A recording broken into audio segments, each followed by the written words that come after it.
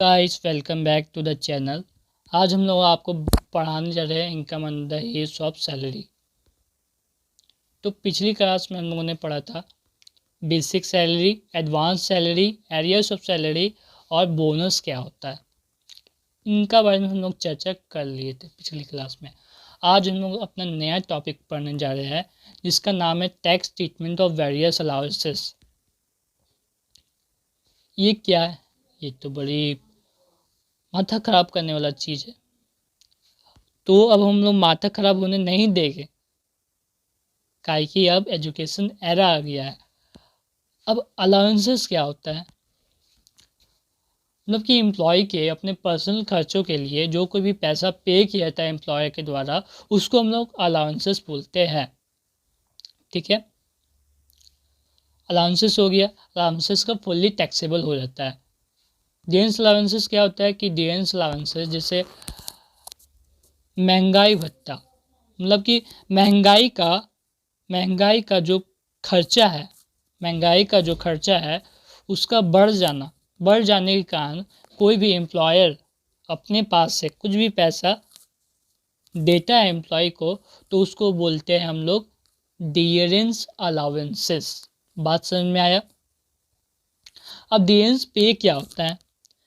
कुछ कुछ पैसा ना एम्प्लॉय के द्वारा एम्प्लॉयर को पे करना पड़ता है। ठीक है, तो ये इंक्लूड नहीं होता है, इसका टैक्सेबल नहीं होता है। अब हम लोग आते हैं house rent allowances. What is house rent allowances? House rent allowances का बारे में बात करें तो एक एम्प्लॉय है, सपोज एक एम्प्लॉय है। ठीक है, ये एम्प्लॉय का नाम है, क्या नाम ले एम्प्लॉय का? राजू नाम है। इस एम्प्लॉय का नाम राजू रख देते हैं। ठीक है, राजू एक कंपनी के अंदर काम करता है। ठीक है, उस कंपनी का नाम है बॉस, सॉरी बॉस नहीं, तो अक्षय कुमार का फिल्म हो गया। ठीक है, तो उस एम्प्लॉय का नाम रख दे रहे जिससे आपको सुविधा हो समझने में।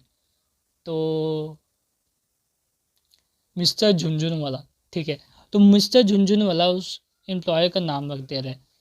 ठीक है, मिस्टर झुनझुनवाला। अच्छा, एग्जाम्पल में अच्छे से समझाने में मदद आएगा। जैसे ये उसका बॉस है, पूरा खरूस उसका बॉस है मिस्टर, अच्छा कलर नहीं दिख रहा ना, मिस्टर झुन मिस्टर झुनझुन वाला, मिस्टर झुनझुन वाला इसका बॉस का नाम है। अब ये एम्प्लॉय, चेहरा नहीं बन पा रहा अच्छे से। ठीक है, ये एम्प्लॉय है, ये मिस्टर झुनझुन वाला। एम्प्लॉय का नाम है राजू, क्या नाम है? राजू श्याम, राजू नाम है एम्प्लॉय का। अब राजू कोई रेंट का हाउस में रह रहा है। अब उसको बहुत खर्चा आ गया, रेंट रेंट पे करते करते उसको बहुत खर्चा आ गया। ठीक है, उसके लिए वो इनकम नहीं हो पा रहा, उसके लिए इनकम सफिशियंट नहीं है। तो राजू मिस्टर झुनझुनवाला के पास गया। मिस्टर झुनझुनवाला बॉस है, पूरा खड़ूस बॉस है। ठीक है, तो राजू अपना बारे में बताया, अपना कुछ परेशानी बताया मिस्टर झुनझुनवाला को, मतलब कि अपना बॉस को, एम्प्लॉयर को बताया। ठीक है, तो क्या बताया ना कि सर हमरा नहीं हो पा रहा इतना इनकम में। तो मिस्टर झुनझुनवाला बोला काहे नहीं हो पा रहा भैया, बताओ तुमको काहे नहीं हो पा रहा इतना इनकम में? सर हमको रेंट देना पड़ता है, तो हमारे लिए ठीक नहीं है इतना रेंट। ठीक है, खाने पीने में खर्चा रहा, ई में खर्चा रहा, हैन में खर्चा, ठेन में खर्चा हो जा रहा है, तो हम हमारे लिए इतना ठीक नहीं है सर रेंट। तो मिस्टर झुनझुनवाला से कुछ अलाउंसेस दिया। ठीक है, ला भैया, तो ये पकड़ा, तो ये पकड़ा पैसा। ठीक है, तो जो एम्प्लॉयर के द्वारा एम्प्लॉय को अपना हाउस रेंट अलाउंसेस पे करने के लिए जो भी पैसा दिया गया एम्प्लॉय के द्वारा एम्प्लॉय को, तो इसको हम लोग बोलते हैं हाउस रेंट अलाउंसेस। इसको बोलते हैं हाउस रेंट अलाउंसेस। तो समझ में आया कि कोई भी एम्प्लॉयर के द्वारा एम्प्लॉय को अपना रेंट पे करने के लिए कुछ भी पैसा एम्प्लॉय के द्वारा एम्प्लॉय को दिया जाता है उसको हम लोग बोलते हैं हाउस रेंट अलाउंसेस। समझ में आई बात? समझ में आया एकदम अच्छे से? तो इसको बोलते हैं हाउस रेंट अलाउंसेस। अब इसमें कुछ पॉइंट्स है सर, इसका क्या सर एग्जाम्पशन भी होता है, टैक्सेबल भी होता है सर? हाँ बच्चे, टैक्सेबल भी होता है सर। हम सोचे थे कि इसका डायरेक्ट टैक्सेबल कर देंगे, तो छोड़ो ना, आराम से हो जाएगा। अभी हम लोग इस पॉइंट पे ध्यान देते हैं। कोई भी एक्चुअल अमाउंट रिसीव हुआ HRA से, तो उसको हम लोग यहाँ पर ऐसे लिख देंगे कि हम लोग को HRA से कोई भी अमाउंट रिसीव हुआ तो यहाँ पर लिख देंगे। अब हम लोग रेंट पे किए, हम लोग क्या किए कि हम लोग को HRA तो रिसीव हो गया एम्प्लॉयर से, अब उस पैसे में से हम कुछ पैसा पे करेंगे रेंट का। तो रेंट का यहाँ पर 10,000 रुपये पे कर दिए। अगर महीना का निकाले तो 1,20,000 रुपया हो जाएगा। तो इतना पैसा तो हमारे लिए सफिशिएंट नहीं है, कहीं कुछ तो बच ही जाएगा। अब उसमें से क्या होगा कि उसमें से जो सैलरी जब हम लोग निकालेंगे तो उसका 10% निकाल करके, जैसे 12 लाख है, 12 लाख का सैलरी है, उसमें से 10% निकालें तो हम लोग का 12,000 आया। ठीक है। अब जैसे कोई मुंबई का बंदा है, ठीक है, जैसे कोई कोलकाता का बंदा है, जैसे हम इसमें पॉइंट में पढ़े तो जैसे कोई मुंबई का बंदा है, कोई कोलकाता का, कोई दिल्ली का, कोई चेन्नई का बंदा है, तो उसका लिए 50% का ही टैक्सेबल हो, 50% का ही टैक्सेबल होगा, अदरवाइज नहीं होगा। ठीक है, तो ये सब बात ध्यान रखना था। अब सैलरी निकालेगी कैसे सर? सैलरी निकालने का कोई सर कोड वर्ड है क्या? नहीं, कोई कोड वर्ड है? कोड वर्ड तो है भाई।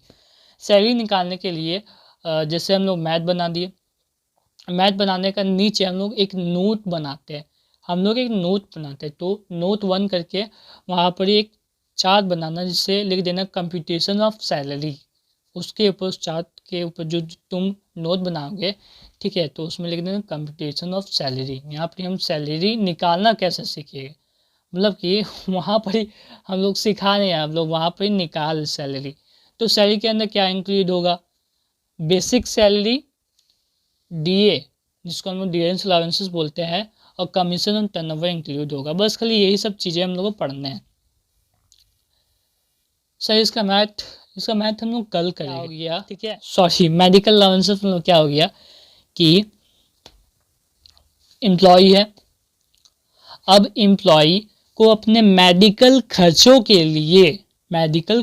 के लिए जो कोई भी एम्प्लॉयर कुछ पैसा पे करता है एम्प्लॉय को, तो उसको हम लोग बोलते हैं मेडिकल अलाउंसेस।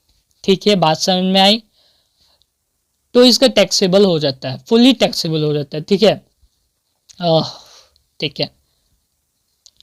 अब सिटी कंपल्सरी अलाउंसेस क्या हो गया? सिटी कंपल्सरी अलाउंसेस मतलब क्या होता है कि कोई बंदा है, एक पर्टिकुलर एम्प्लॉय कोई एम्प्लॉय की कंपनी के अंदर काम कर रहा है, ठीक है, जैसे मुंबई, सपोज कोलकाता ले रहे, कोलकाता एक महानगर जहाँ पर एक एम्प्लॉय को रहने में काफ़ी खर्चा लग रहा है, मतलब कि नया नया आया है और वहाँ पर ही रेंट लेने में वहाँ से वहाँ उस जगह के बारे में जानता नहीं है, तो रहने में उसको काफ़ी खर्चा लग रहा। तो उन सभी सिटी के, मतलब कि सिटी में रहने में जो कोई भी खर्चा आ रहा है उसको, तो क्या करता है एम्प्लॉयर कि उसको कुछ पैसा पे करता है। लो भैया, हम तो कुछ पैसा पे कर रहे हैं, जो कुछ भी सिटी में रहने में कुछ भी खर्चा आएगा तो तुम इससे मैनेज कर लेना। तो इसको बोलते सिटी कंपेंसेटरी अलाउंसेस। तो city compensatory allowances is given to the employ to meet the increase cost of living in the particular city. मतलब कि इस पर्टिकुलर सिटी के अंदर रहने में जो कुछ भी खर्चा आ रहा है, तो एम्प्लॉय के द्वारा एम्प्लॉय कुछ पैसा पे किया, एम्प्लॉय के द्वारा एम्प्लॉय को कुछ पैसा पे किया जा रहा है, इसको हम बोलते हैं सिटी कंपनसेटरी अलाउंसेस। इसका सर क्या फुली टैक्सेबल होता है? हाँ, फुली टैक्सेबल हो जाता है। ठीक है, अब सबसे dominant question, children allowances, children education allowances. ये क्वेश्चन एक तो चिल्ड्रन एजुकेशन अलाउंसेस और एचआर है, एग्जाम में एकदम आएगा तो आएगा, लिख के दे रहा हूं। अभय कुमार, साइन मार दिया अब मैंने। ठीक है, तो चिल्ड्रन एजुकेशन अलाउंसेस क्या होता है? जैसे एक एम्प्लॉय है, क्या कि अभी एम्प्लॉय और एम्प्लॉय का यही मेन फंडा, यही दो नाम है कि जो पूरे चैप्टर के अंदर यही नाम आपको सुनने मिलेगा, आपका दिमाग में बैठ गया, employ employ employ employ employ employ क्या बोले। ठीक है, तो पढ़ना पड़ेगा। अब एक एम्प्लॉय है, एम्प्लॉय के अंदर काम कर रहा है। अब एम्प्लॉय जाके एम्प्लॉय को बोला कि सर हमारा इतना इनकम में नहीं हो पा रहा, हमारा जो बच्चा है उसको पढ़ाने में इतना खर्चा चल जा रहा है, तो हम कैसे पढ़ाएं? बताइए सर, कैसे पढ़ाएं? अच्छा ये बात तुम्हारे बच्चे को पढ़ने में दिक्कत है, रुको अभी हम लोग तुमको पैसा दे रहे हैं। ठीक है, तो वो जो पैसा दिया it's refer to children education allowances, children education allowances. ठीक है, तो चिल्ड्रन एजुकेशन अलाउंसेस में कुछ पॉइंट्स हम लोग को याद रखना है। अब चिल्ड्रन एजुकेशन अलाउंसेस प्रत्येक बच्चे के लिए 100 रुपया पर मंथ एम्प्लॉय के द्वारा एम्प्लॉय को दिया जाएगा। ठीक है, प्रत्येक बच्चे के लिए, प्रत्येक चिल्ड्रन के लिए 100 रुपया एम्प्लॉय के द्वारा एम्प्लॉय को दिया जाएगा, उसके सैलरी में ऐड कर दिया जाएगा। तो ये होता है चिल्ड्रन एजुकेशन अलाउंसेस। लेकिन आप ये गलती मत कर देना कि दो बच्चा है, ये है राम और ये है श्याम। ठीक है, एग्जाम्पल एक तो लेते हैं कि आपको क्लैरिटी है पढ़ने में। एग्जाम्पल एक लेते हैं, हाँ राजू वाला एग्जाम्पल लिए थे ना, काफ़ी अच्छा लगा आपको। राम एंड श्याम है, क्या ये एम्प्लॉय है ना? अभी एम्प्लॉय के बारे में नहीं बोल रहे, श्याम, राम एंड श्याम है। ये किसके बच्चे हैं? राम एंड श्याम रोहित के बच्चे, राम एंड श्याम रोहित के बच्चे। अब रोहित मतलब रोहित मत समझ लेना, एग्जाम्पल दिए। ठीक है, रोहित के ये दो बच्चे हैं, राम एंड श्याम। यही दिमाग में मेरा नाम आया था, यही सब नाम घुसते रहते हैं मेरे दिमाग में। ठीक है, तो रोहित के ये दो बच्चे हैं। अब रोहित जाके बोला कि सर मैं इतना पैसा में नहीं हो जाता। ठीक है, मेरे को कुछ पैसे चाहिए अपने बच्चों को पढ़ाने के लिए। ठीक है, अपने बच्चों को मेरे को कुछ पैसे चाहिए। तब अब क्या करेंगे एम्प्लॉयर प्रत्येक बच्चों के लिए, रोहित के जो प्रत्येक बच्चे हैं उन लोगों को कुछ पैसा देगा, मतलब कि प्रत्येक बच्चे के लिए 100 रुपया पर मंथ, प्रत्येक बच्चे के लिए 100 रुपया पर मंथ एम्प्लॉयर के द्वारा एम्प्लॉय को पे होगा। तो ये है हम लोग का चिल्ड्रन एजुकेशन अलाउंसेस। इसको हम लोग बोलते हैं चिल्ड्रन एजुकेशन अलाउंसेस। थोड़ा जगह का प्रॉब्लम है, इसलिए आपको थोड़ा ऐसे ही पढ़ना पड़ेगा। तो इसको बोलेंगे चिल्ड्रन एजुकेशन अलाउंसेस, ठीक है। तो चिल्ड्रन एजुकेशन अलाउंसेस के बारे में हम जान गए। अब हम लोग आगे बढ़ेंगे, आगे नया टॉपिक टॉपिक टॉपिक टॉपिक हाँ, ट्रांसपोर्ट अलाउंसेस। अब ट्रांसपोर्ट अलाउंसेस किसको मिलता है, कमेंट करना। ट्रांसपोर्ट अलाउंसेस किसको मिलता है? ट्रांसपोर्ट अलाउंसेस एम्प्लॉय को ही ना मिलता है। कोई भी अलाउंसेस जिसका हम यहाँ पर बात करें सब एम्प्लॉय को ही मिलेगा, ठीक है। अब ट्रांसपोर्ट अलाउंसेस भैया एम्प्लॉय को क्यों मिलेगा? एम्प्लॉय तो अपना पैसे से भी तो घर से ऑफिस, ऑफिस से घर आ सकता है ना। हम वो एम्प्लॉय की बात नहीं कर रहे हैं, हम वो एम्प्लॉय के बारे में बात कर रहे हैं जो हैंडीकैप है, जो हैंडीकैप है और जो फिजिकली ठीक नहीं है। मतलब कि फिजिकली ठीक नहीं है, मतलब कि ब्लाइंड है, अंधा है, ठीक है, चलने में दिक्कत है, उसे तो बोल नहीं सकते, लेकिन जो कोई ब्लाइंड है, हैंडीकैप है, तो उन लोगों के लिए हम लोग ट्रांसपोर्ट अलाउंसेस देते हैं। उन लोगों के लिए हम लोग ट्रांसपोर्ट अलाउंसेस देते हैं। तो ट्रांसपोर्ट अलाउंसेस पर मंथ हम लोग कितना देते? 10,200, ठीक है। 30,200 रुपये हम लोग पर मंथ एम्प्लॉय के द्वारा एम्प्लॉय को दिया जाता है, ठीक है।